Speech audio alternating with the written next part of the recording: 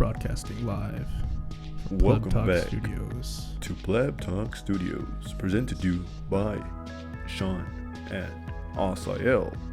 Welcome back, it's Pleb Talk, everybody. And we're back at it again. Excited to bring some more content to you. Good morning, good afternoon, good evening, good night from where you're watching. I hope you're doing well, healthy, and had a great Christmas. Gonna have a great New Year, and hope all your dreams and wishes come true for the upcoming year. Welcome back, everybody. Yes, and for all the new people out here, I'm Sean. My name is Asael. And this is Pleb Talk. We like to get into some nice little discussions, Yeah. some arguments, some debates, stuff like that about just stuff that we just find interesting. As always, we're plebs. Don't take this too seriously. Yes, exactly. We're having fun. At the end of the day, we're just plebs. We're not 100%. experts. And what we got here, we got some hot raw dunk. We've had it in the past before, but it's a classic. It just tastes so damn good, so we're just gonna get it back at it again. Yep. Crack this thing open, and we'll get back to you here in a minute. See you later.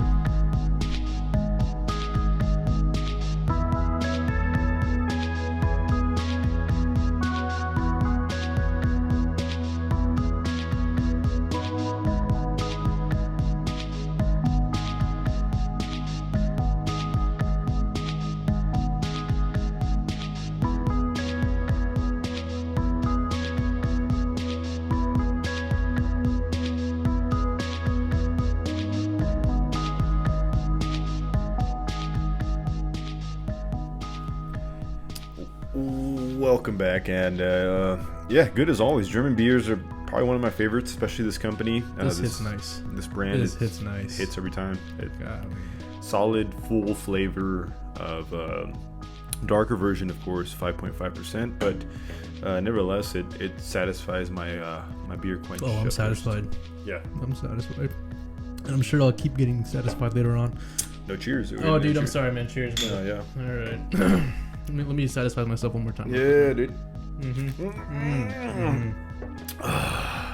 That's good stuff. All right, so before we get into some of our main topics, I just want to hit you with this one quick little two-part question. Yeah. All right, so let's say you're just walking on the street, or I don't know, maybe you're at home and some little genie or little ghost thing comes up out of nowhere, all right, and asks you, we know how you're gonna die. Okay. Do you want to know how you're gonna die? I don't. You don't want to know. I don't want to know. I don't want to know because if I were to know how I was gonna die, for example, he says something like, "You're gonna die at a red light," or something like They're not that. gonna say it really. I mean, they're gonna get specific. Like, they're like, yeah, it's a red light, and then a freaking meteor is gonna come out of the sky and just dead. Okay, that would be Wasted. cool because that'd be like, okay, it's not gonna be happening anytime soon, hopefully. But if it was something like, or there's gonna be a red car behind you at a red light, and you're gonna die by someone shoots you or something, or your car blows up, I'd be absolutely paranoid at every time I'm at a red light, and I'd just be looking around for a red car. I'd be absolutely paranoid. So I just feel like the paranoia from it will be overwhelming, regardless of what the answer is. Like, oh, you're gonna die in your sleep. I'm gonna be scared of sleep.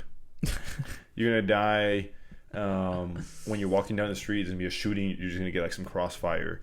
If I heard a pop just walking down the street, I'm gonna get paranoid. Okay. What about you? Fair enough. Okay, so to that specific question, no, I don't want to know. Okay. But to the two-part question is When? Yeah. Do you want to know what day you're gonna die? The exact day. Maybe not. I mean, not necessarily time, but November 22nd, 2056. Happy birthday to everyone who's in November 22nd. That's a harder question just because there's two ways to look at it, right? You will be, at least hopefully, you'll be valuing each day more and more, knowing that you have 20 years left to live, or 5 years, I mean, or 1 year. You could plan your finances better. Be like, look, I'm not making it past. Yeah, you could, yeah. I'm not making it past 45 years old. Let's just, go on vacation. That is true, actually. You would know when to retire, like instead of going to 60, and die the next day. Yeah. You'd be like, no, I'm gonna die at 35, so I'm gonna retire like at 30. That's a good question. I would still say no, just because it's too supernatural for me. I humbly believe that I already kind of do the most I can with what I have. So to do more than this, I'd be a little bit crazy. And then I feel like the last 6 months of life, you might do some like really weird things. Might be. I don't know, man. Let's go skydiving. Go to. Why not do that now? Why not do that now? I don't know, man. Go do it now if you want to. But I know, I mean, I don't mind going skydiving. I'm just saying for for people who have that fear. Yeah. Live a little. But so you would want to know when you die. For me, I wouldn't mind knowing the exact day. I feel like I would. I would like plan it a little better. Yeah. I think it would make me appreciate the days as they come a little bit better. That's a good question because I'm also someone that like really would like to have offspring to further my last name, my family tree. Okay. So not knowing that obviously kind of might be kind of dangerous and not having kids before I die. So it might be something actually, but I just don't know if it'd be enough for me to want to know when I want to die or when I'm going to die. Good question though. I don't know. Tough one, that one. Dude, you have to answer. The fans got to know. No, I'm gonna say no. I'm gonna say no to both questions. All right, man. I just feel like I do some outrageous things having the last 6 months. Like, okay, I have $10,000 for the last 6 months of life. What am I gonna do with it? I'd do some things maybe that not bad things. I just don't know if they'd be irresponsible. They'd be irresponsible. Yeah, like rent out a Lamborghini or something for like a month. That'd be fun. That'd be a good time. Yeah, but just go do that now, bro. Just go do that now. I'd rather just leave that money for my family or something, So you wouldn't do it for your family, even though you think you would already know when you would die. Because there's so many ways to look at that last 6 months. Like, why would I even want to rent out a Lamborghini if I'm going to die in 6 months? You see, there's like a glass half full or glass half empty type of perspective. So you don't think that you're going to be responsible enough? Yeah, maybe. Yeah, it's who like knows, man? Maybe we all wouldn't be responsible. So who knows? Yeah. Who knows? Anyways, all right. Well, enough of that. Let's get into it, man. What do you want to talk about? Actually, before we move on, okay. Let's say that Genie gives you 2 wishes. What are your 2 wishes? Genie gives me 2 wishes, like anything. Anything, but it can't be like things like, okay, I want unlimited wishes. Yeah, sure. Nothing crazy, stupid, overpowered. I want to never die or stuff like that. What would be your 2 wishes? Oh man, dude, that's tough, man. It is tough. Something tangible, of course. Tangible, okay. I mean, can I just wish to be rich? Is that what I mean, that's kind of what everybody starts to think right away. Yeah, I think that's basically the cheat code to living large, man. Yeah, I guess it is. Let's say if you say you want to be rich or money, let's just say you get I got one actually. 5 million. I got one Max. Okay, let's say forget being rich. Okay. My first rich is to know any language, just right off the bat. There we go. That's a good one. That's a good one. Yeah. Yeah, I think that'd be really good. So just in case I wanted to live in Moldova, I'd know whatever the hell. There would be no boundaries for me. That's good. I like that one. Yeah, I think that'll be one. And the second, maybe, and this is gonna be kind of weird. This is just me thinking, just limited thought process. Yeah. You had like 2 minutes to think about this. Yeah. I'm thinking over here too. But maybe I have the art of persuasion. Just, to give someone that look and they're just like, all right, cool. Or, be like, how about you give me that for like 10% off or something? Yeah. Have some little art of the deal. Okay. Where would you think that's the most useful? I think that could be useful in everyday life. Well, okay, the most. Well, you like go into car dealership and be like, that's actually exactly what I was about to say. Okay. 20% interest rate. How about 2? Okay. Okay, that's fair because it's not a crazy wish, but it just keeps things modest. Yeah. I like that one. I think one of mine, also just having 2 minutes to think of the answer, would be have a job where you get like 2 months PTO out of the year. 2 months PTO. And that's how it should be, honestly. My golly gosh. In your perfect world, in your gosh. society, I think that's something you'd have. I think it is.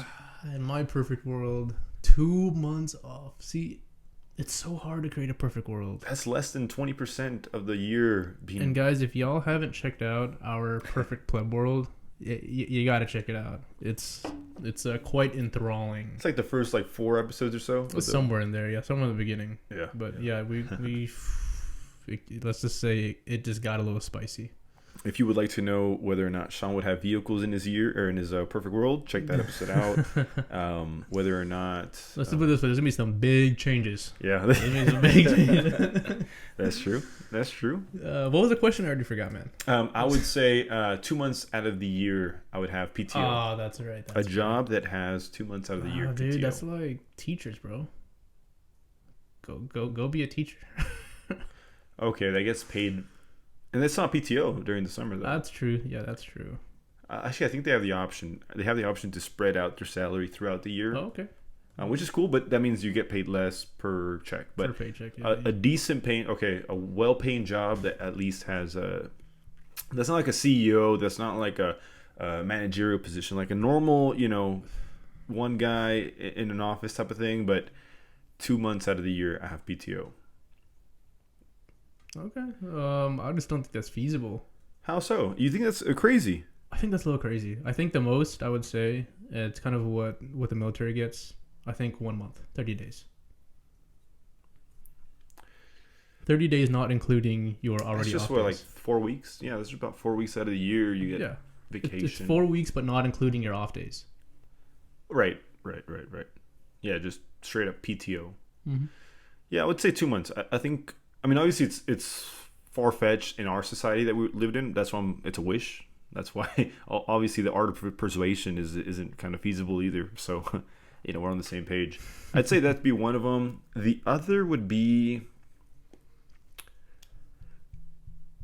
also really silly wish, but it's something that goes so far when you think about it, is to never have car problems. It goes far, and you know especially, or we know especially, that goes so far, man. That does go far. Having never dying engines, batteries that never die, stuff that just doesn't break. And I'm not even talking about gasoline. Like gasoline, we'll go ahead and keep on paying it, but transmissions that don't give out gears and clutches and brakes, and that's a good one. Yeah, tires and gasoline will still be limited, but everything else unlimited. Just never ending. Car problems are a plague sometimes. Man, Jesus. I mean, I did some stuff today actually, and I'll tell you later, but it was a mess. Yeah, I saw on your IG. Yeah. It was a battery. The battery. It was okay. Last thing. This is just really just you and I talking, but the battery that I bought for that car was the lowest of the lowest. I was like, look, I don't use it that much as long as just some basic Duralast battery. Yeah, basically. And I was like, I don't use it that much. It's not my daily, so I'm just gonna start it, once or twice a week.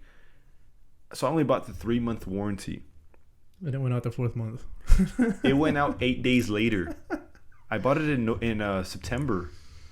It's been 8 days since the warranty ended, and they're like, okay, well, sorry, but what I will do is I can switch it out for free, but the new one won't have any warranty. That's fair. That's fair. I was like, I'll take it. It was either that or buy an Duralast, $200 one, which I was about to do it, but I was like, I'll just wait another 3 months, I guess, and come back. But whatever. You want to do yours or mine? Let's do yours. Okay, so we've been talking about this one amongst ourselves briefly for a while. Obesity. I think we should just kind of set some definitions before we proceed as what we're referring to as obesity, because the body mass index, the BMI, it's not the best. Basically what it is that it shows a person's gender and then height and weight. It doesn't really take into account too much other than that. It's very generic, I guess is a word. But basically if you get your height and your weight, it will more or less tell you what the ideal athletic size or weight you should be at your age and height. believe it or not, me at my age and my height, I am under the obesity bracket. And I feel like most people are, unless you have like, I don't know, 5% body fat type thing. Yeah, some Bruce Lee do you know if you're... I think right now, I think I would definitely be considered obese. Okay, so right now, when we're referring to, for the sake of this topic, we're not referring to this type of obesity. Like, let me actually double check. Sure. Right now, but yeah, because it's very strange, I guess is the word, but there's levels to it. I think it's like athletic, normal, and then obese, and then was it like morbid, or is that just morbid obesity? Like dangerously obese. We're talking like cholesterol. We're talking diabetes. Okay, so it would classify me at 5'7", 175. Shoot, let's check this out one more time. Oh, it calculates age as well. Look my age in here real quick. So 5'7" at my age, at 175. Calculate. I am in the overweight bracket. Okay. What are the brackets? Does it show all of them? This one's generic. It just goes underweight, normal, overweight, and obesity. It put my BMI at 27.4. The upper range for normal is 25. Really? Yeah. Let me see. Actually, probably should do this one before, but yeah. Let's check yours out. Let's see just how much of a pudgy boy you are. BMI 3.6. That doesn't make sense, bro. Oh, I put pounds, 26 pounds. Okay, yeah. I was about to go eat something. I was about to die. I am in the overweight. Yeah. Overweight. Okay. So yeah, this one's not kind of the one I saw. I guess this is kind of maybe the right one, but still overweight. I wouldn't classify us at. I'd say for sure normal weight is kind of where we're at. I think I'm a touch overweight, but yeah, it's a touch. Yeah. I'm right in the middle. So I guess when we're talking about here, obesity is where we're talking about, dangerously overweight. Yes. So basically the people who are in obese class 2 and above, the 35 and over. Yeah, I guess so. Because look, we're not really going on numbers just because how much muscle that isn't taken into consideration, because muscle weighs more. Okay, let's put it this way. I have a hot take. Okay, I got a hot take on this one. It's about to get. Okay, it's about to get spicy. Yeah, it's about to get real spicy. Okay, shoot it. Y'all gonna need your mints for this one. So, what about every year you're forced to go see a doctor? Okay, just for general. Forced is already a problem, but sure, you're required. You're required to go see a doctor. All right, so for your, it's basically just to promote general wellness. Like, sure, that's fine. You go see a doctor. Who knows? You might find out you got,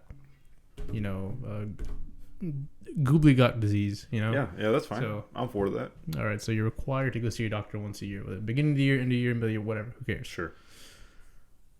However, you go to the doctor and they say, "Hey, you are in obese class 2 at 36 for your BMI." Okay. Because of this, you are going to be taxed double.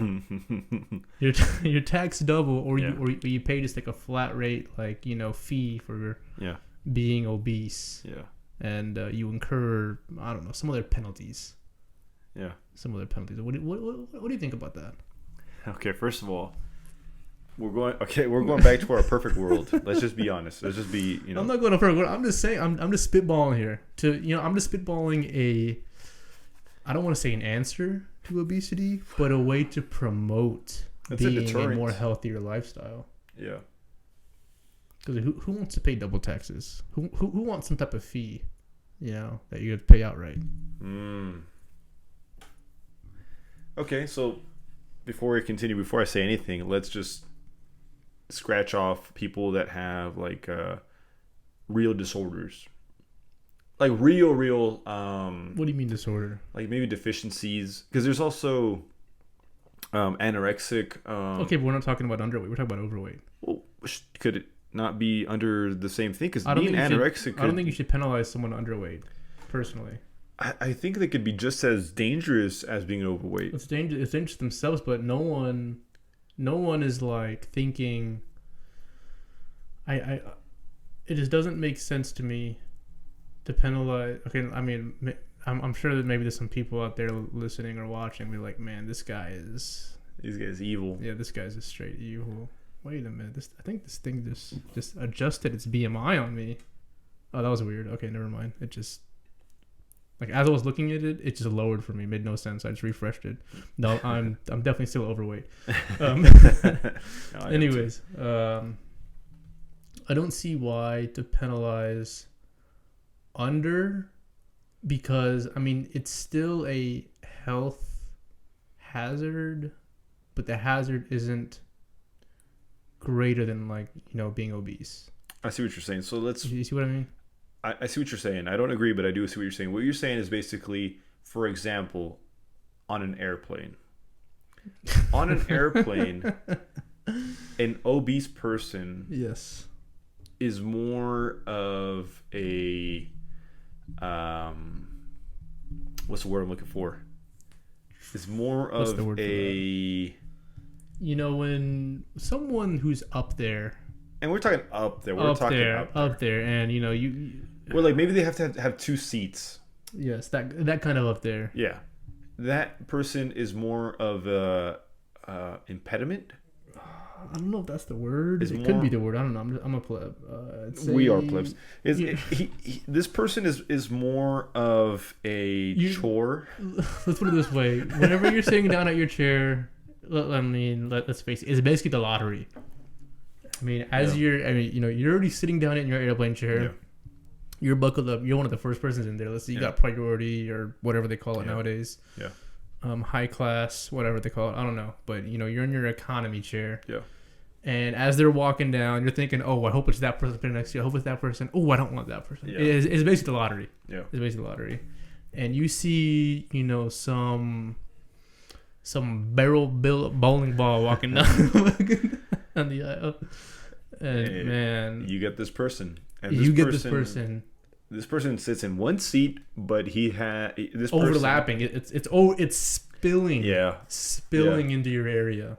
Onto your seat, onto your hammies. Yeah, and don't get me, you know damn well that armrest ain't yours anymore. Oh yeah, no. It's already been taken over. No choice. Yeah. So you're saying a person that's obese has more of whatever we just defined it as than an anorexic person. Is that kind of your point you're making, or? Yes. Okay. That's the point. So at that point, you're already acting like a real government, where like you don't even actually care about the individual's health. You're just looking at the repercussion that's. I'm thinking for everybody. All right. Well, see, if you're thinking about everybody, then you would actually consider the anorexics under the same bracket of dangerously. I mean, do I think it's a danger to them? Yes. Yeah. So I mean, that's what the tax should be. It's not like, okay, this person is going to take up two seats on an airplane. Let's tax him, but okay, let's put it this way. Now I'm just spitballing here. Yeah. No, we are. This whole podcast is spitballing. Okay, don't take anything serious, guys. I'm just spitballing here, yeah. right? But you know, whenever you go somewhere, yes. like a amusement ride, Sure. or something, Sure. it's the restrictions. Yeah. Is usually, it's hard to put into words. Sure. Take your time. But it usually doesn't favor the ones on that side of the spectrum. That's fair. That's real. That's I'm trying to be mean or anything. Yeah. No, that is truth. And because of that, I'm trying to promote a system where it's trying to push you in the right direction. Deter you from eating too much or not exercising enough, whatever have you. I think it's a step in the right direction. I can already hear the backlash. I can hear the backlash already, man. But I just don't know, or why not do this? Yeah, it wouldn't work. It wouldn't work. I was gonna say, like, why not give people that are obese like a 1 day out of the week free membership to the gym? I'm sorry. Okay, you know what? Actually, but I just don't feel like they'd do it because there's a motivation obesity and maybe even being anorexic also I feel like has like an indirect correlation to motivation. I feel like I kind of wish we could like measure motivation levels amongst people, and I think that for the most part we'll see, and we're talking about motivation towards fitness. We're not talking about motivation towards anything else, but towards fitness, it's much less. And it's the weirdest thing. You would think like poor people have more motivation to make money than people with money. You would think that people that are overweight would have more motivation to lose weight than people in the right weight. But it just isn't like that, and there's something wrong in the system and in the society in which that happens. But it is, I feel, the truth, and it's the weirdest thing. It's the most backwards thing. Because I think that's the problem. Yeah. I think the problem is people don't know where or how to be self-motivated or to find their motivation to start whatever they want. And I'm not just talking about losing weight. I'm talking about just anything. Yeah. But I mean, losing weight, getting in the gym, for a lot of people, that's like the biggest hurdle is just basically just starting. Yeah. Just getting in there. I also feel like there's like a disconnect between people thinking that there's like judgmental people, and there might be. I think that is one of the most bullocks of excuses there are, is people getting gym intimidated, or they're afraid of the judgment. Dude, who the hell cares, dude? See, that's the thing. You're not doing it for them. You know that no one, because you don't care. Yeah, I don't care. I don't care either. I don't care if there's an obese person or a newcomer or a skinny person, little spaghetti arms at the gym. I don't care. If anything, I actually find motivation from them, knowing that if they want to better themselves, why not me? And we're not in bad shape. You and I are both gym goers or exercisers, and we kind of maintain our physique for the most part. We might lose or gain a couple pounds, but it's never drastic. It's never extreme. Yeah, it's never drastic. I can't bench 2 plates anymore. I'm pretty pissed about that. Yo, I can't do that either. You can't either anymore? I can't. It's pretty sad. I mean, I freaking hate knowing the fact that I can't do it anymore. I mean, I would like to get it. I would like to, get back into that kind of shape again.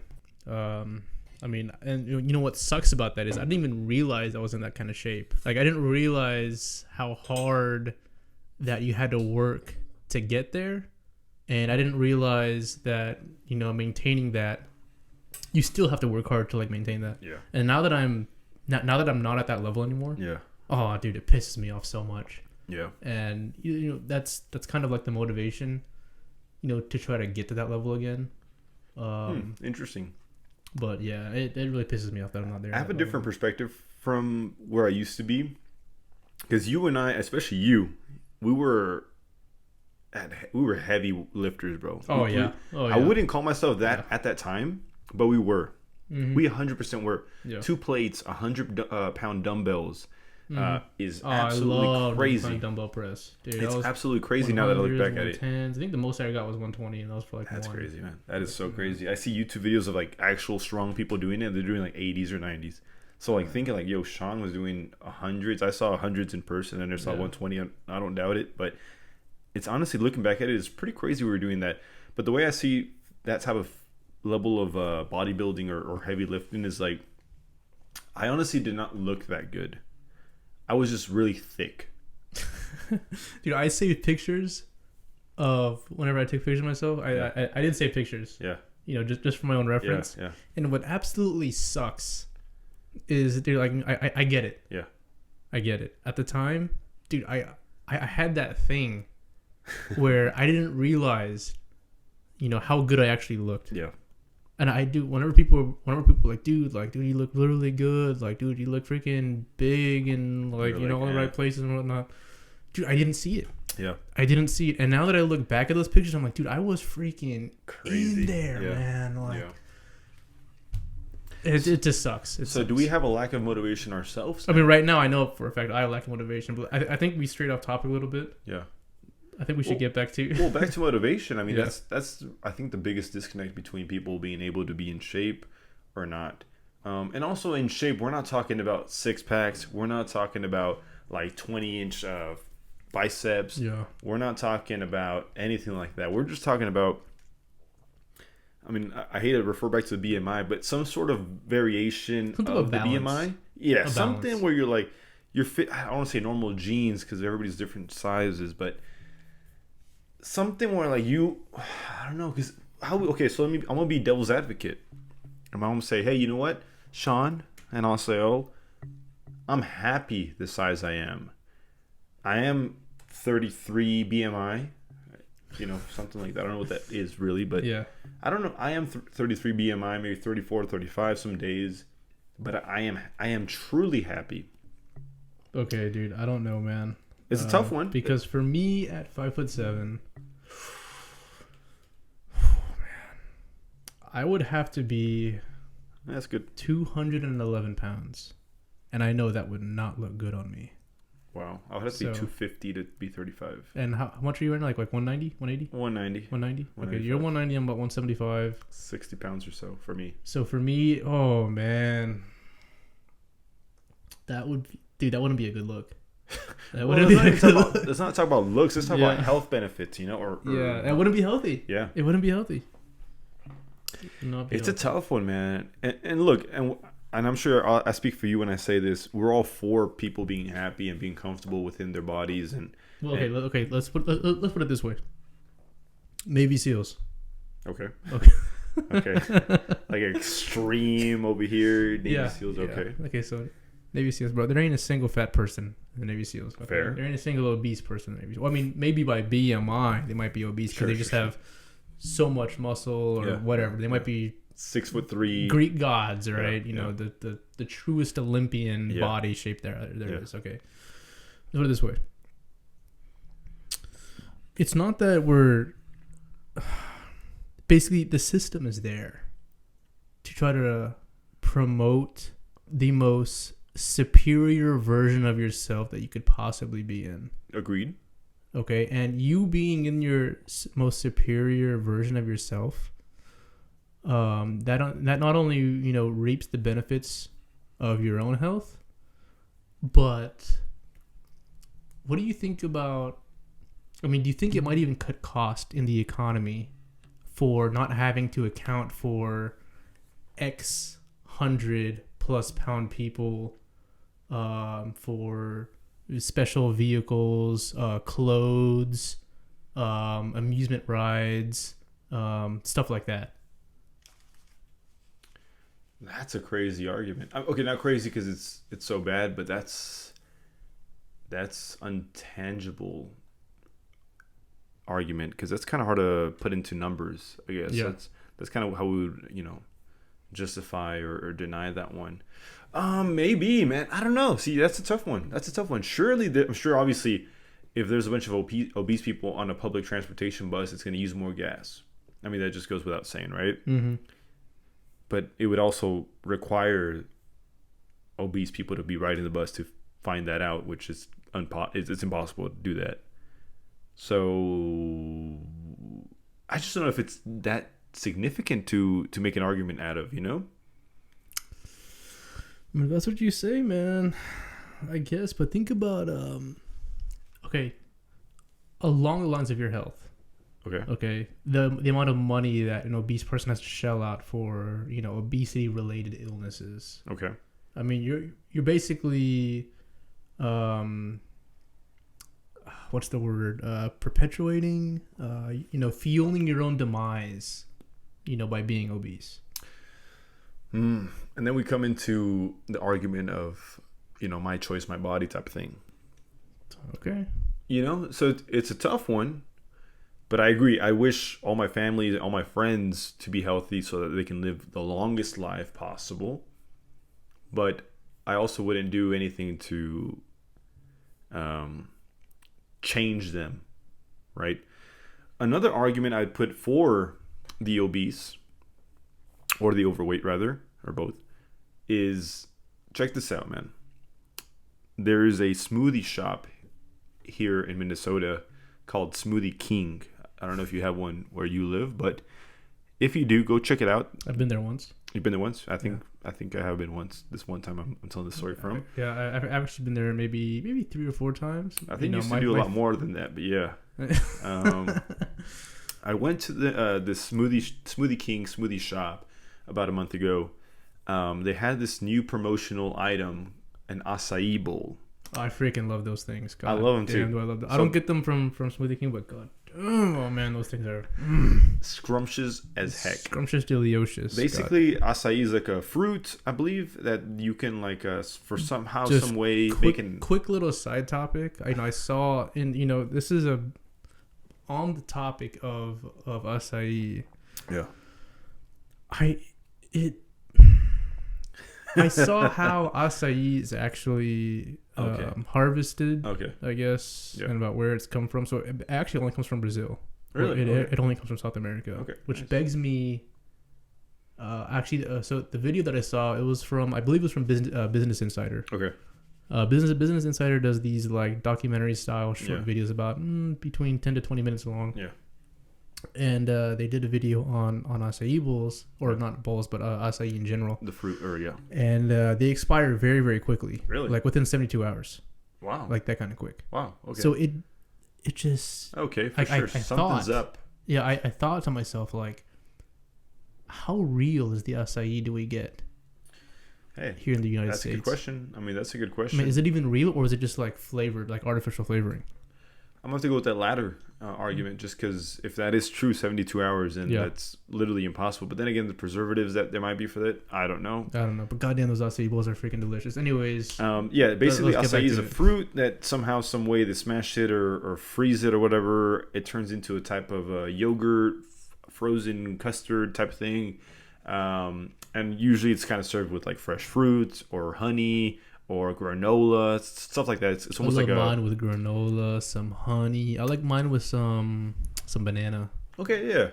It's basically, imagine like oatmeal, but replace the oatmeal and put like a purple ice cream type of thing. Basically, whatever. Yeah, purple ice cream. I like mine with banana and hear me out, some pineapple. Yeah, that's fine. That's fine. I'll put some honey in there and some granola, maybe some pecans or something, some sliced pecans. Okay. And it's great. So back to the main topic. Let's get back to it.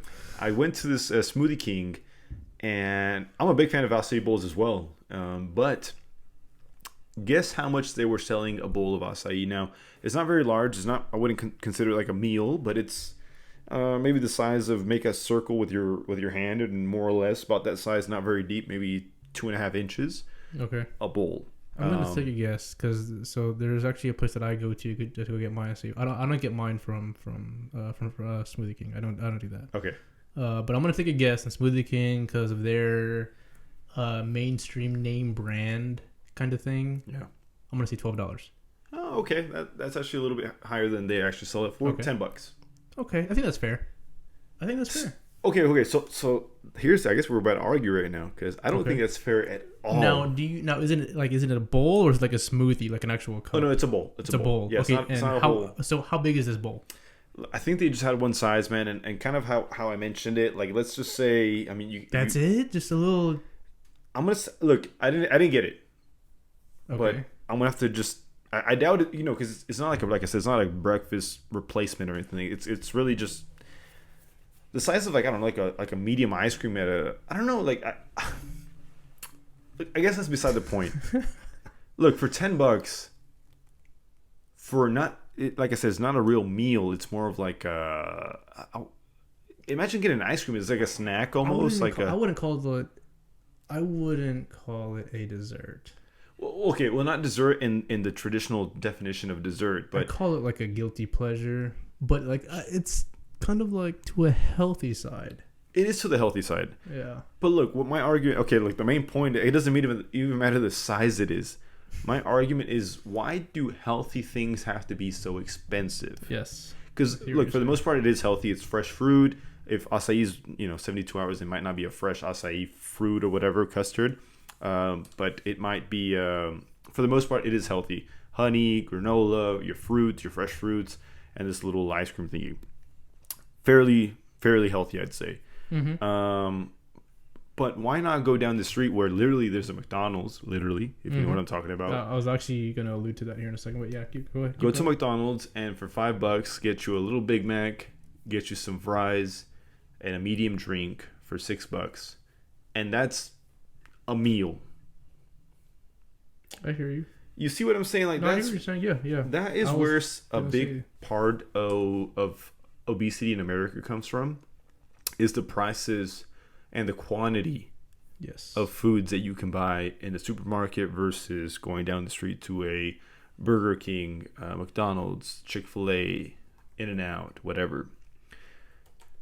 For some people that work, 10 hours a day, 8 hours a day, 5 days a week, 6 days a week, and don't have time, and that's honestly, the root of all problems when it comes to underweight or overweight is time and money.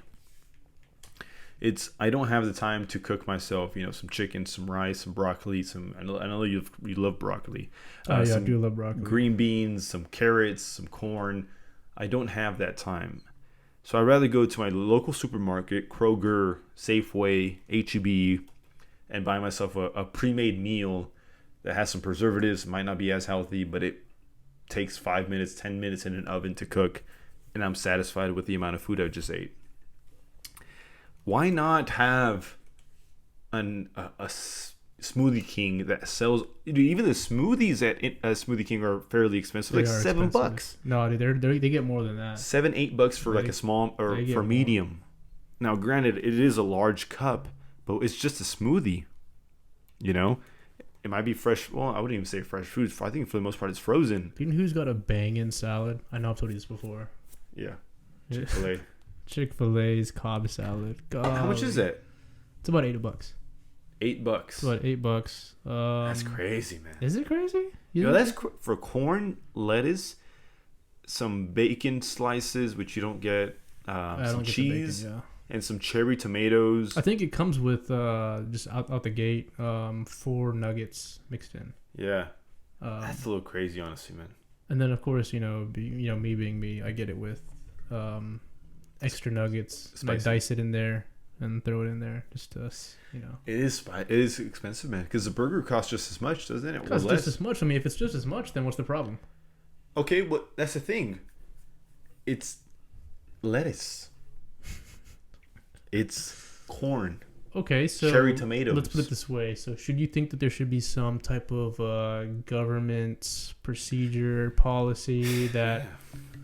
so I actually know that hospitals have this policy where I believe they can't charge. I could be wrong. I'm just a pleb. Yeah. But I believe a hospital legally can't charge 10 times more than something costs. 10 times? 10 times, yeah. God damn. Yeah, it's pretty high. That's already pretty high. I was about to hear something crazy like 3 times. 10 times. I believe it's 10 times, yeah. I believe it's 10 times. So little Nature Valley granola bar is like $6 or something. God damn. But think about all the people who don't pay their medical bills. That's kind of the reason why hospitals. Well, that's a different argument. But that's kind of the reason why hospitals max out their prices. Every hospital maxes out their prices. Okay, well, to the 10 times because of that reason. People write that down. Yeah, that's very important right there. Actually, that's some good information. No. I mean, I guess because it's the same price as a chicken burger, the Cobb salad is the same price as a chicken burger, is outrageous already. Like, realistically, man, think about it. I'm giving you just the ingredients. Lettuce. I hear you. I get it. In a real world, in your perfect world, how much should this Cobb salad cost, man? Without your extras and whatever you add in. Be real. Give me an honest answer. And I have a number in my head too. What is your dollar amount? Look, I honestly think $7 is reasonable. Look, and I think. Look, I get it. That. It sounds expensive, I guess, but dude, it's $7. The company still has to make their profits. Look, I understand the company is buying lettuce by the freaking by the tonnage basically to where that probably cost them in lettuce like 5 cents. Honestly, yes. But to prepare it like that, and to prepare it how they do it. Look. I'm not saying it's not good. It's delicious. It is delicious. I'm not taking away from the fact that it's good. Might as well rename this to, Chick-fil-A salads, man. Dude, because look, the acai bowl, when I saw it, man, I saw $10 or $10.99. I was like, max 6. Max 6. Dude, okay, look, like I said, I don't know if Yeah. if the acai that we're getting here is actual acai. If you see the Business Insider episode that I saw, okay, I'll see you would understand the reason why acai is expensive. Okay, but 72 hours, which means that if that is all true and that's the only way you can have fresh acai after 72 hours, then I'm getting ready to send this video to you. I'm gonna have to say that we're definitely not having fresh acai at Smoothie King, at 152 locations across the United States. Look, if that's all true, yeah, I gotta say that's not fresh acai. I found the video, bro. I'm about to send this to you. But that's the biggest thing for me, and look. Another thing is, okay, let me put this argument as well. The salad, back to Chick-fil-A, the salad versus how full you feel after a medium combo of the spicy chicken salad sandwich. Okay, look. Whenever I add the extra chicken, I feel satisfied. Oh no, I do feel satisfied. Okay. For about 2 hours. Whereas the chicken sandwich, I feel, my lunch is my lunch, and then I'll have dinner at dinner time. When I'd have dude, believe it or not, and this is completely true, I'm not making this up whatsoever. When I have the Cobb salad, I also order the chicken sandwich. So my total's like $16, Bro, what are you doing? Because I'm hungry as hell. Bro, your eyes are bigger than your stomach. Bro, just get the salad. What if my eyes are... Throw some extra nuggies in there. Those little nuggies in the salad. What is some dinosaur nuggies gonna do to a salad? Nothing. Oh my god, dude! I get both the salad and the chicken sandwich. I swear to freaking. See, this is the reason why you're overweight. Okay, well, you know what? Yeah, you're right. I am overweight, according to this BMI from NHILBI.nih.gov. Yeah, National Institute of Health. That one. Yeah. But you know what I mean, like. The salad is good. I'm telling you, it is good, and that's why I get it. But I haven't got it in a couple of days, or in a couple of weeks, or in a couple of months. But the salads, and I think this is just the truth. The chemistry behind lettuce and leaves don't fill you as much as a chicken sandwich or salad. Bro, just slap some nuggies in there. I'm telling you, you'll be satisfied. Bro, they probably put like 2 little chicken nuggets in there for you. They put, I think, 4. It's placebo Go effect. get you placebo, bro. You did eating the chicken or you're not eating the chicken, bro. Get you another little side of 8 nuggies. Slap them nuggies in there. Is it even healthy at that point? I don't know, but it tastes good. So see, that's my argument. That's the whole point. But it's better than the carbs in the bread. Okay, and sure. And then the cheese, depending on how you feel about cheese, whatever sauce you put. Yeah, that's a whole other story. Yeah, look, my argument against society and the government is that I don't think there's enough. Maybe what you're saying about finding people that are obese or anorexic in my argument is maybe not the right way, but it is kind of a step in the right direction where it's like, hey guys, I want you to be healthy, so why not? And maybe a better argument, why not have systems in place where they limit the price of these healthy foods to where, like, instead of making 8 times profit for a company like Chick-fil-A, I don't know what they're making times what, but let's say it's 10 right now. They're making 10 times profit. Let's limit it to 6.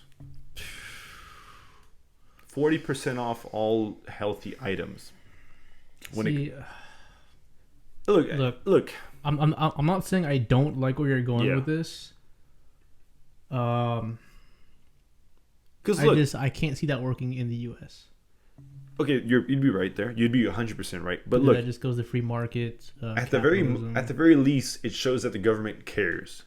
Now, if you go to Chick-fil-A and they have that 40% off your salads, and you still go for the chicken burger, hey, that's all you. Okay, look, and I just want to throw this out there. We also, since we're plebs, we don't know how much X amount of profits you need to break even. Yeah. No. Let alone, break even as in, property tax, paying your employees, all the other stuff. Look, they're obviously making profits on the sandwich. I'm sorry, on the salad. Obviously, right? Or so would it be? They should be making profits on everything, but yeah. Well, yeah. So let's just say, for the sake of argument, the profits are times 10 on the salad. Okay. Let's cap it at times 6. Okay, and this is where look, I'm just trying to play devil's advocate here. Yeah, no, that's fine. You know, a company having their crazy profit percentage doing well, that's the problem though. If people are willing to pay it, why change it? You know, if people are willing to pay that times 10 profit overhead, basically why change it? Yeah. So, like I said, this is me just playing devil's advocate. But like I said, people in a regular economic time, they're willing to pay it. Yeah. As soon as the economy goes to crap, you know, stock market tumbles and everything like that. And all of a sudden, businesses are struggling because you know they're having trouble getting more customers in. Now they don't have that X amount of cash reserves to stay in, basically to stay in business, to stay afloat. To where now, because they don't have that extra cash cushion, now they're forced to go out of business quicker. Yeah. No, that's true. I mean, that's especially real of an argument in the last 2 years because of the pandemic. And why not at that time just lift that ceiling for the healthy foods? I mean, I'm not saying that's my best argument. The thing. You said lift the ceiling for those healthy foods during that time. Yeah. But who's willing to pay that ceiling in a bad market when people aren't getting, you know, their money because or they're getting the same money, but due to inflation they have to pay much more money. So now they're not willing to go out to a restaurant to pay that extra money versus making food at home. Well, look, the chicken sandwich didn't stay the same price. I'm not changing the price of the chicken sandwich. But it's the same price as the salad. Like it is now, yes. Yeah, right now it's the same price as the salad. Yeah. So I'm a little confused on where you're going with this. Well, my point is that, look, maybe there should be a law or a rule or some shit where there is some sort of, hey, look, guys, and it doesn't have to be with like all like fast food. Why not even have like government restaurants out there or something like that? Okay, you know, I think I just came to the real solution. Okay. The lobbyist in the government. Okay. Promoting high fructose corn syrup. Yeah. Promoting, all the extra preservatives that don't need to be in there. All the extra nitrites, whatever the hell it is. Yeah. Promoting bad food business. I think that's what it is. All for money, not for... All for money, not for the benefit of the people. Yeah. Where, in the democracy that we're in, where you vote someone into office and they're supposed to do all the good things for the people. Yeah. When in reality they're doing it for themselves. Yeah. I think that's what the real problem is. That's true. I mean, there's a lot of real problems. There's problems of lack of motivation, lack of research, lack of time, lack of government regulations when it comes to lobbyists. There's a lot of real problems when it comes to both obesity or overweight, real overweight, and underweight. Mm-hmm. A bunch. 100%. Another counterpoint to my argument was going to say, like, let's say they do put the salads at $6. What's not to say that those people ordering these salads are going to buy 3 ranches, right? Yeah. So there's just, like, it's a hard problem to tackle, and it really starts with yourself or people, individuals, to say, hey, you know what? That's it. I'm going to change this up. Hear me out. But another hot take. Okay. This is a mad hot take. All right. So everyone has this card, basically. Okay. Let's just say that's how you pay. Okay. With this one pay all card. Sure. Okay, so no more American Express, sure. MasterCard stuff like that. It's just in this weird world, you get this one card, and this one card is associated to your social security number, to your date of birth. This one card defines you. Okay. Okay. So this one card knows everything about you: your height, weight, exactly your stature and everything, your build. You swipe your card at a restaurant. Yeah. And you're trying to buy some triple extra large burger. I don't like this. Triple extra quadruple femtuple meat patty thing. Yeah. But you're 400 pounds. Yeah. It automatically rejects you. Yeah. Rejects you at all restaurants. Yeah. And it's basically you're barred from going to restaurants buying these types of foods. Yeah. To force you to go to the store and get healthier ingredients. I don't like that one. It's just too in your face, Who just, cares? Maybe that's what you need. Who cares? Hey, look, you're right. Some people, it will change some people's minds. A slap to the face is what you need. Hey, I agree. I agree. A lot of people do need a slap in the face for many reasons: drugs, addictions, overweight, underweight. You're right. I agree with that, but I just don't think it should be that in your face, as I said. I don't know, Why man. not have something like, look, something like an application where, like, I mean, it might already exist, but something like that same card that you mentioned. Okay, I'm gonna go to Chick-fil-A. Boom, swipe. For dinner, I'm going to Red Lobster, and I'm getting the extra breads, whatever. Hey, but if you're BMI or you're whatever, your RMI, whatever the all-seeing thing that knows how to calculate it perfect says you're good to go, you're good to go. Oh, okay. Well, so we probably wouldn't be good. Well, we have to change the BMI chart first for us to be okay. Let's just call it SM. I don't know, SAI. All right, just SMSAI. Yeah, that'll be the perfect system. Let's just say in my scenario, why not have an application where with this one card, let's say I go to McDonald's for some McGriddles in the morning, and then Chick-fil-A, and then at night I get some Whataburger. Okay, at the end of the day, like 10 p.m., I'll get a notification that can't be turned off saying, "This is what the calories you had today. Mm-hmm. This is how much you were supposed to have. You're overweight, or you overdid it today." Or something like that. Here's a solution. Here are the gyms around you offering 20% off. You know what? I like where you're going with this. I like where you're going with this. Let me tweak this. All right. You're about to put some not tweak it. Yeah. I'm gonna just change this up completely. All right. What do you got? I'm going to tweak this. I'm gonna take whatever you just said and just tweak the concept. Yeah. This card, this one pay all card, knows everything. Right? Okay. Whenever you swipe and everything, it knows exactly what you're eating. Okay.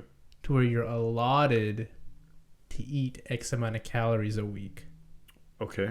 So, let's say on day 5, you hit your max, you can't eat no more. Okay. Yeah. No. What? You can't eat. Not eating for 2 days after eating your max. You're crazy. Well, you're barred from eating out.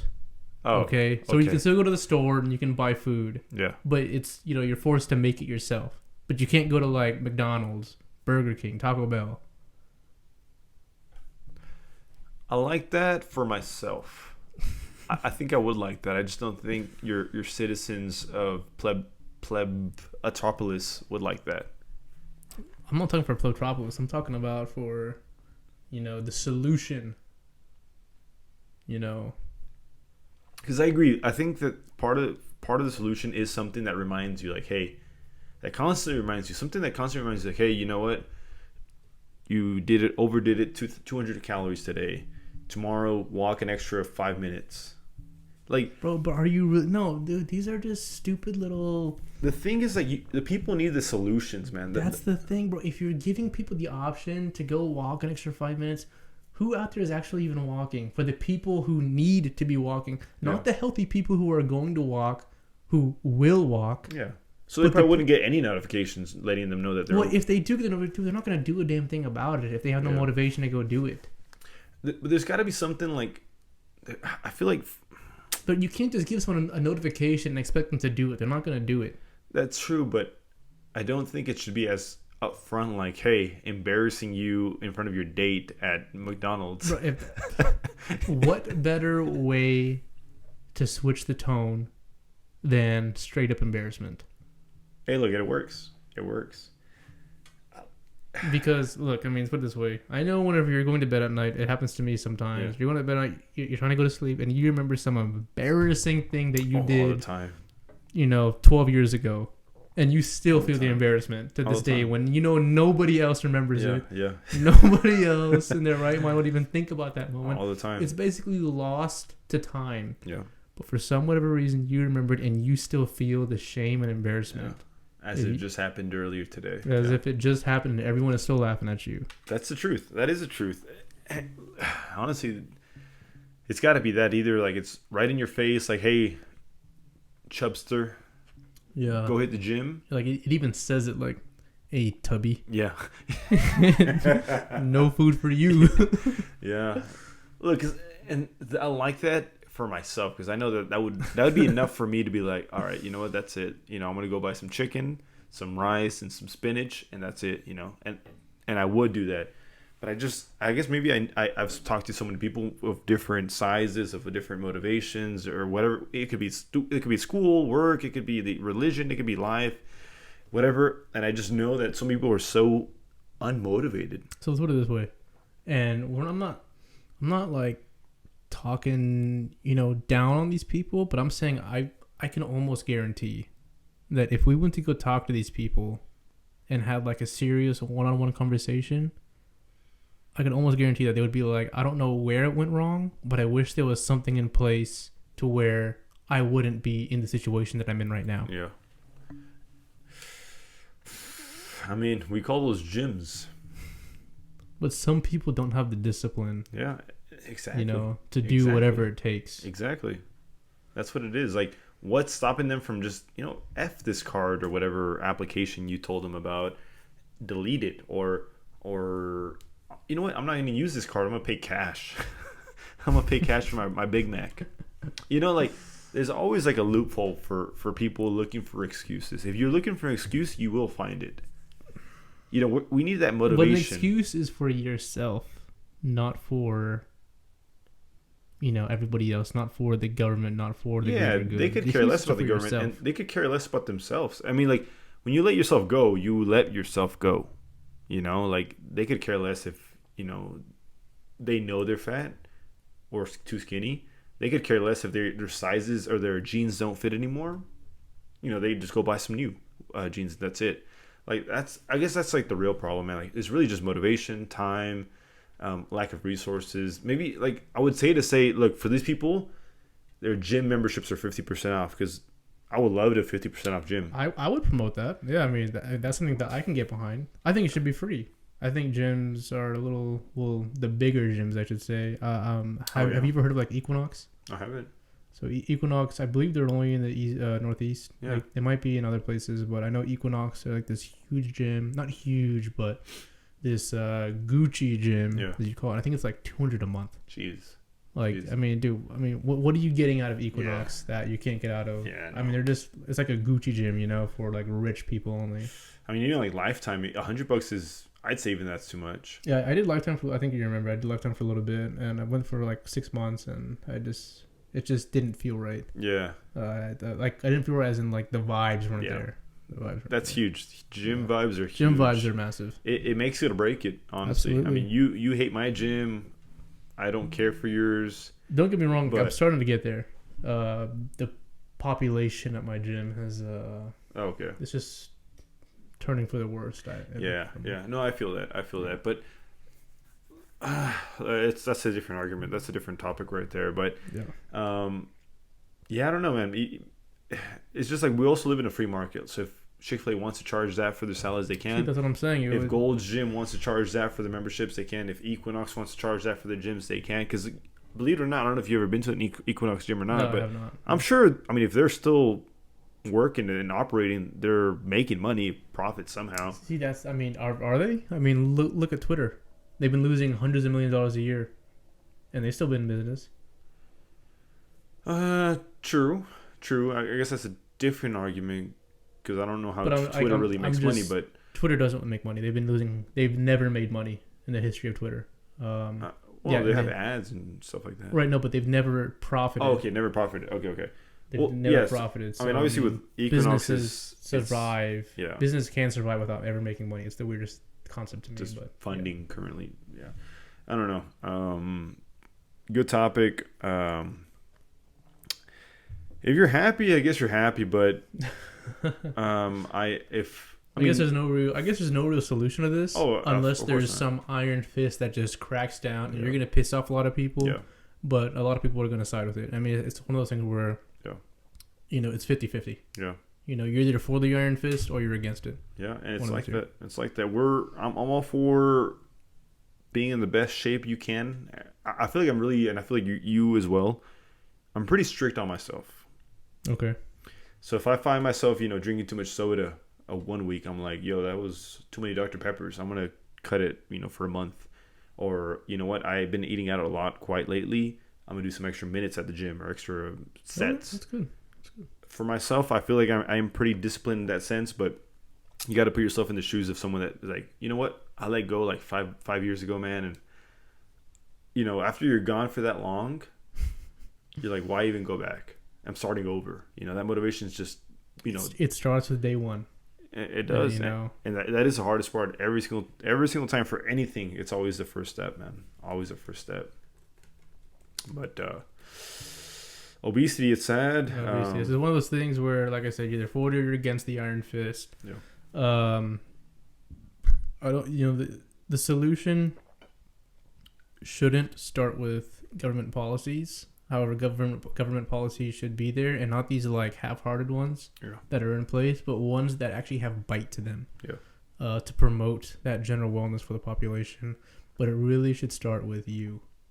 100%. That being said, about you, tell them about the reason why that you're wearing that jersey. Unfortunately, as of today, December 29th, Mr. Legendary Pelé, Brazilian footballer, born in 1940, passed away today. 3 World Cups he won, most of any player of all time.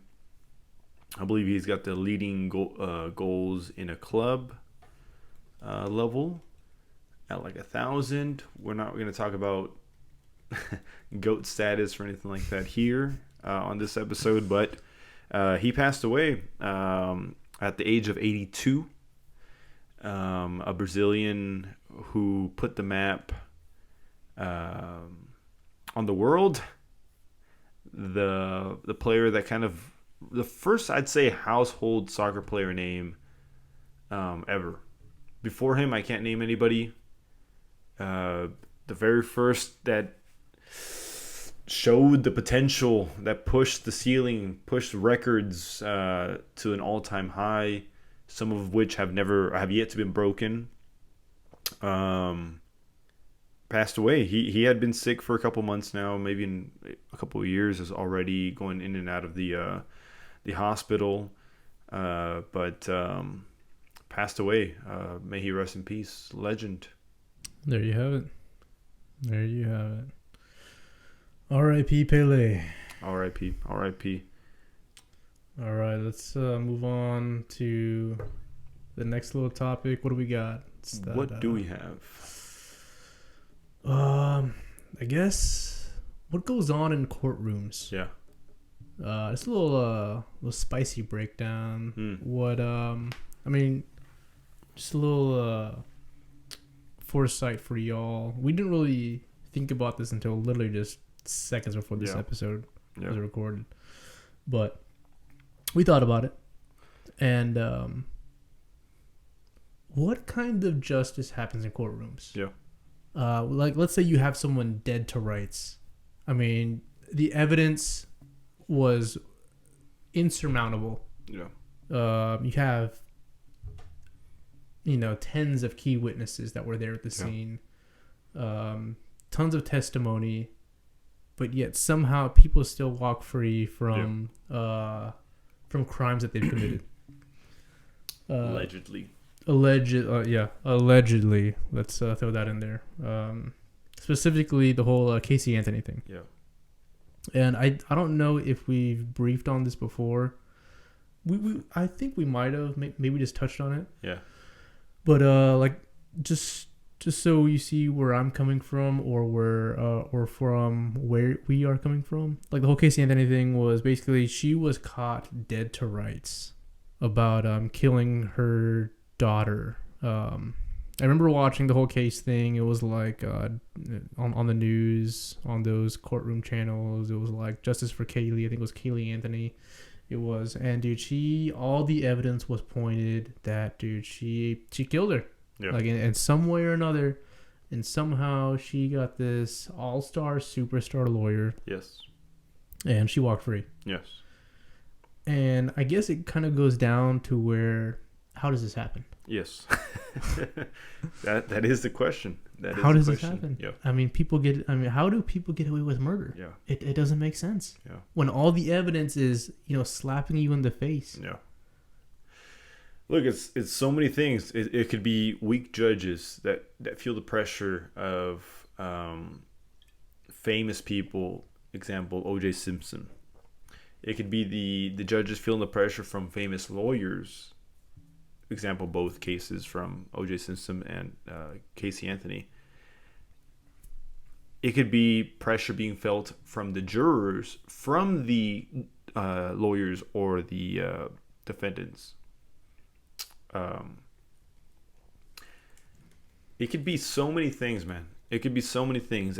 I feel like as soon as, and I'm sure cases like this happen all the time, with that don't make the news, right? You know, like everything is leading up to this, but the judge has a tough job, but at the same time he doesn't, or she doesn't. This judge, or even the jurors, are selected on various circumstances. Look, we can even start with that. Let's start with that. Let me ask you this.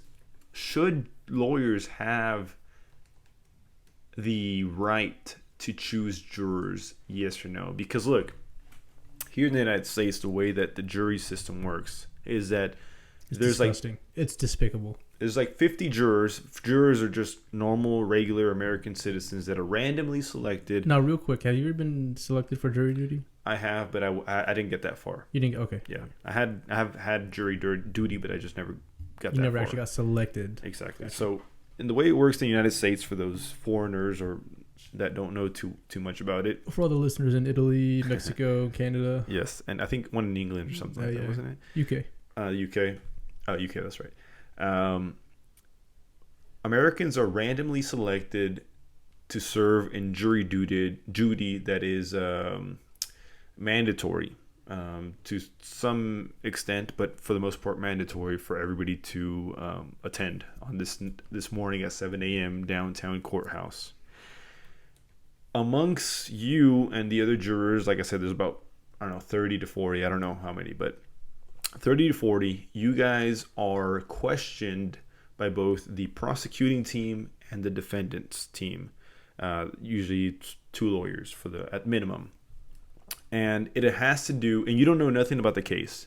So let's say, for the example, and for the sake of having an example, let's say it is a murder of a baby child, I guess.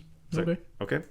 So for the prosecutor, which wants to make sure that the person that is allegedly killed the baby goes to jail, whereas the defendant wants to defend the alleged killer. So just for definition of prosecutor and defendant. The prosecutor that wants to make sure that this person goes to jail that allegedly killed is going to look for people that have children. Is going to look for people that may have a little brother or a little sister around the age that may have also lost a child or someone to murder. Is going to look for people that is going to help their case. Exactly. Whereas the defendant's team is going to look for people that's never had kids, maybe people that have had abortions in the past. It's going to look for people that are single. So many variables that even somebody don't even probably know. They're looking for people that will help their case. So they're not looking for random American citizens with an open mind and a moral standing when it comes to murder. They're looking for people that are going to benefit them. So that already is kind of like, is this actual justice, or are we looking for biases? Are we looking for people? But see, that's the thing. It's supposed to be the most non-biased thing, exactly. But yet it becomes the most biased thing. Yes. So here are where this is really like the first step into corruption when it comes to these cases that you mentioned right now, the Casey Anthony one, O.J. Simpson, and I'm sure so many other cases. Excuse me. It's these jurors looking for people that will stand by their client. So I don't know about the Casey Anthony case and who the jurors were and the whole process. I'm sure that video's up and I'm sure you could do research. But you said earlier that there was some sort of a juror, was it intimidation or something like that was going on with the Casey Anthony case? Or was that No. was that another case? I think that was something else. Oh, okay. That already for me is the first instance of corruption when it comes to these court cases, and then even judges being friendly to lawyers or vice versa, lawyers being friendly to judges. Like, hey, judge, Gonzalez, how you doing today? Hey, I brought you some breakfast. I brought you some acai bowl and a salad from Chick-fil-A. Sold. What do you want? What are you doing on football Sunday? Go Cowboys type thing, Like, there's just so many opportunities for corruption to be happened, to take place in a court room or courthouse.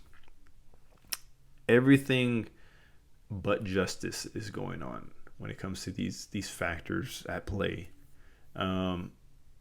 Unfortunate. Look, there are maybe better justice systems out there. I don't know of any that have been brought to my attention. I'm sure there's very bad ones out there as well, when it just is like, yeah, you know what? I don't really like your shirt that you're wearing. Death penalty. I think that's a little bit of a different story. That's a different continent, but what do you think, man? I mean, it's corruption after corruption. Yeah. Famous lawyers, big money. I believe in look. I mean, I could be wrong. I've been trying to research on it. As you were pontificating. Yeah. I couldn't find the answer. Okay. But if I remember correctly, because I was watching the Casey Anthony trial pretty closely whenever it was actually happening, back in 2011 or whenever it was happening. And after the whole thing about how she was not guilty of a murder, I believe they did some investigation on the jurors of the case, all 12 of them, and I believe so they don't release the identity of the jurors, but they just do a quick little background synopsis of them. And I want to say all of them, or almost all of them, were uneducated, no college, or didn't finish high school. Okay. Basically, to that extent. That being said, it doesn't make sense that the lawyers are choosing the jurors because, like we both mentioned, they're both choosing them for their own biases. Right. When in actuality, since it should be very non-biased, it should be something that people should be qualified to do. So that being said, do you think that there should be an actual job to be a juror? Oh, wow. Not just no, really. Because I already feel like the corruption could be there. Because lawyers could already know jurors that might, vote? Not vote, like decide or decide in one way or the other. Right.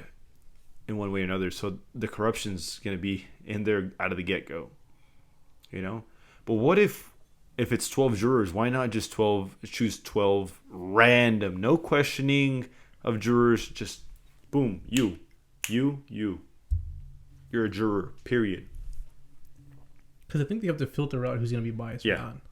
Well, yeah, there's like 30 of them chosen from the beginning. I've been to one of those sessions before. Okay. And it's exactly that. I remember it was an assignment for me. I wasn't a juror, but I was there for an assignment for school. It was like, raise your hand if you have a child under the age of 5. Boom, boom, boom, boom. 15 of them. All right, juror 15. Juror 25. We won't need your service anymore. Thank you. And they head out. It's exactly that. Exactly that. So why not just? I mean, it'd be a lot crazier to just choose 12 people because of course, like scheduling and stuff like that, it might be off. But let's just say, like, if you need 12 of them, let's choose 19. So 6 of them have the option to leave or such like that. And so another thing in the United States, jurors get paid by the day. It's very minimal, right? Exactly. It's very minimal. They get paid by the day. So if you miss your job, you aren't penalized from your job, but you are compensated. Lunch for free, I believe, and I think $7 for the day, I believe. So why not be like, hey, you know what? Hey man, which Lunchable are you buying? I think it's free. I think lunch is free. But if there were more, so maybe you're onto something. Maybe make it a job, but not like a full-time job. Okay, no. Make it a job, but let's say you're working as a paralegal. Per day you get paid $100. Let's just say. So hey, Sean, on January 15th, you've been called up. You've been summoned, as they call it. You've been summoned as a juror on this day. Be here, and your pay will be compensated for whatever you get paid on that day normally. I got an idea. That's perfect. I have an idea. That's perfect. I don't know, man. What do you mean? So I think it should be the most qualified people. Okay, maybe not necessarily the people with the least amount of bias, which in the ideal world it would be the people with the least amount of bias, but the most qualified people who know the law. Why not have it towards just lawyers in the jurors, lawyers as the jurors? So the reason it's random people, quote unquote random, is because the Constitution or whatever says screw the Constitution. You must be judged by your peers or something like that. And dude, there's tons of amendments. Just make another amendment. Yeah. And you throw that out, cross it, redact it, whatever. Just make it to where it's more qualified. Okay, so by qualified, I'm gonna take it. You mean people with like at least a high school degree, perhaps some college. I would say minimum associate's degree. So the thing with that is that is already a bias. I'm not. You see what I mean? It's a bias to. I understand the bias that you're presenting. Yes. But it's hard. I see what you're saying, but the problem is that let's say the case is an ex-boyfriend gets kicked out of college. And is jealous. You see what I'm saying? He's jealous of his girlfriend. Like I originally said then. Straight A's. Like I originally said then. Just make it lawyers. Lawyers, police officers, judges. Who else is in the criminal justice system?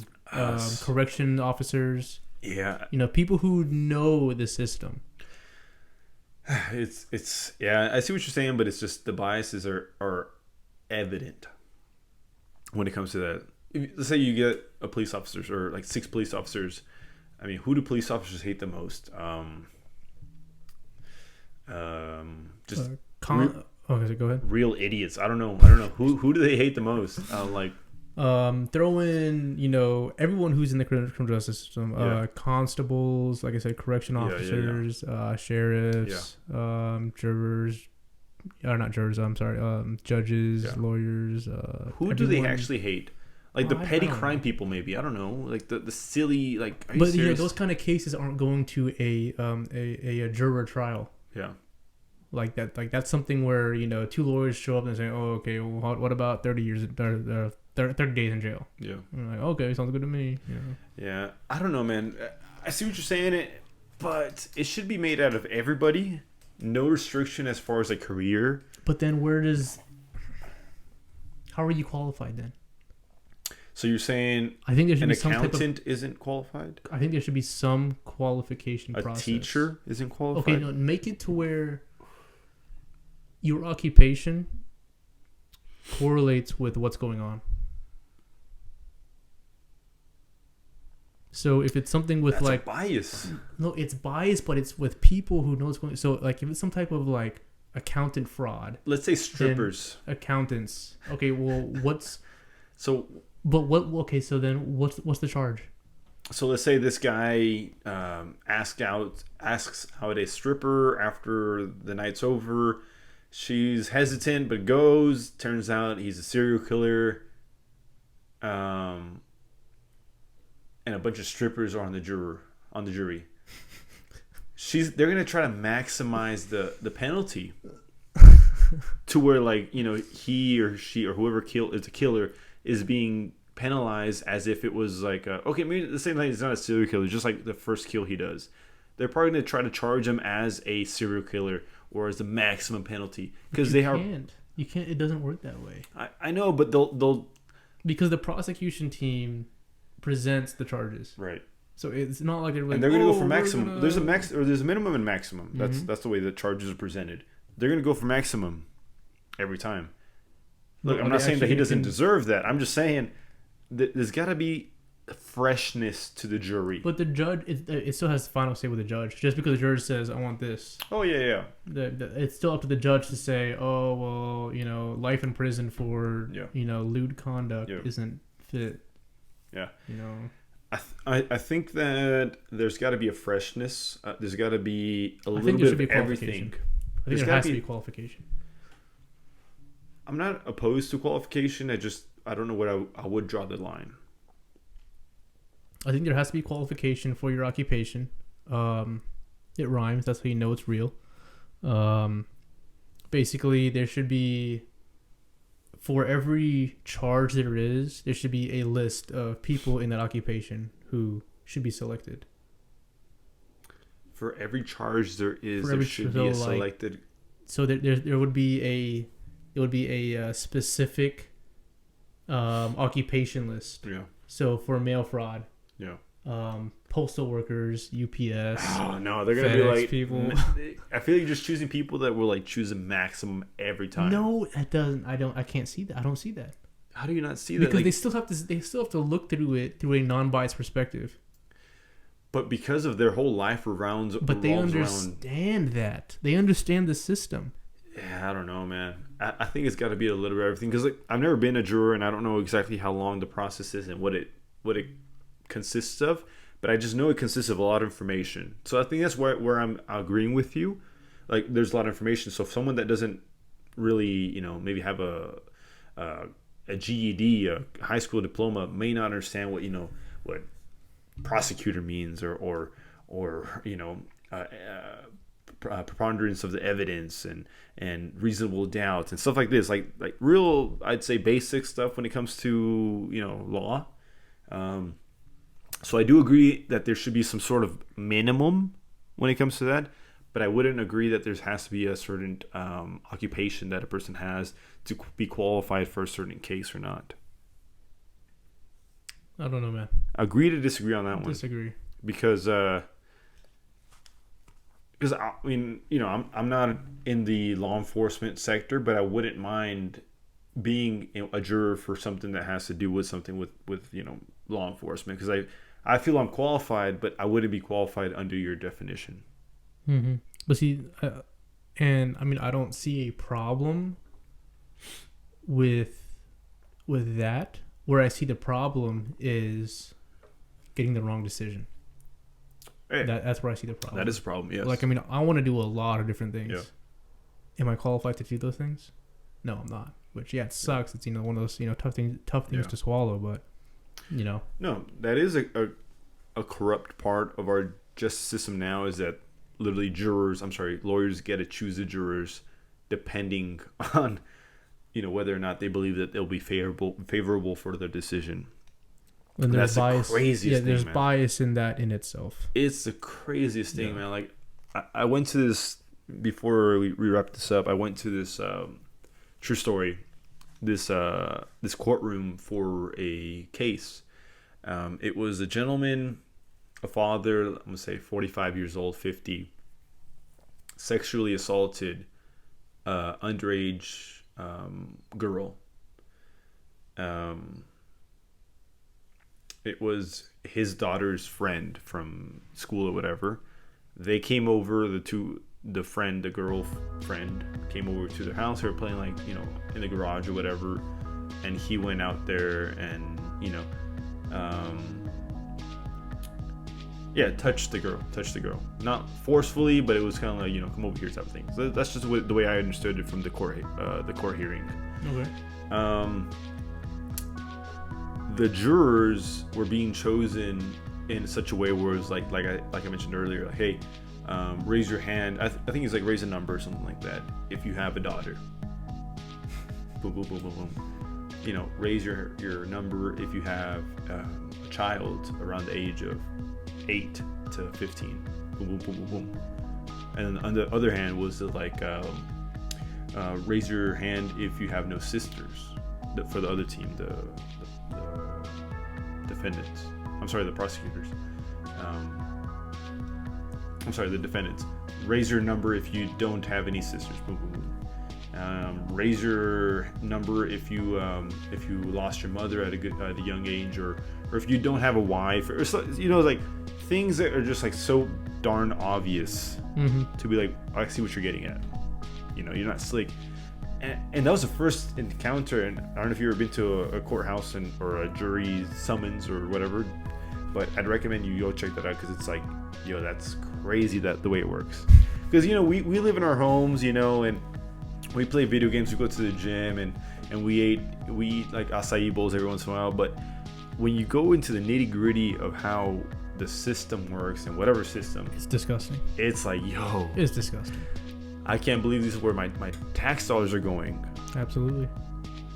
I can't believe this is where, you know, what the system that's set in place to protect me and make sure that my family and I are safe is going. Yeah. And this is exactly what it is, man. This is exactly what it is. Like, I'm sure there's a lot of good things that happen in these systems as well, but to know that there's Casey Anthony out there, O.J. Simpson out there. So what do you think the success rate is for correct convictions? No idea. I wouldn't even know how to start. Look, and I'm not just saying getting it right. We're like, I guess that would be a two-part question, but just getting it right to where, okay, guilty or not guilty. Like, yeah, okay, guilty. They got it right. But guilty, and then what the sentence is. Oh, guilty and what the sentence yeah. is? My real answer would say... You know the answer? No, I don't know the answer. Okay, I don't think there is an actual answer. I think it's 65. And that's actually right about where I would have said. Yeah. Not high enough. Not high enough. No, absolutely That's not. Still 35% of individuals incorrectly... either prosecuted or just sentenced killed in the incorrect way. Yeah. All right. Well. Yeah. I guess that's that. Yeah. That's a bad way to. It's a bad way to end it, but I mean, the topic, but it's not truth. always happy endings. You know? It's the truth. Let us know what you guys think. How is the court system in the UK and Italy? The justice system, rather. Let us know. Do you guys even have courts? Is there even a court? I don't know. Worldwide. Or okay, quick question. What about an international court? You're judged worldwide. Like, that'd be cool up until the point where it's like, you know, religion and stuff like that. Like, for example, Qatar. Okay, I see what you're saying. You know, this gay couple kissed each other in the public square. What are you gonna do? And then they're gonna be ultra biased. Yeah, I see what you're saying. So yeah. But, all right, well, that's that. So good night, y'all. Good morning. Good afternoon. Have a great day at work. Have a great workout. Stretch. Drink water. Love your friends and family. Hope you have a great Christmas. Hope you have a great New Year. And that's it for me. Hope you guys enjoyed this episode. I know I enjoyed it. I'm Sean. I'm Asael. And this is Pleb Talk.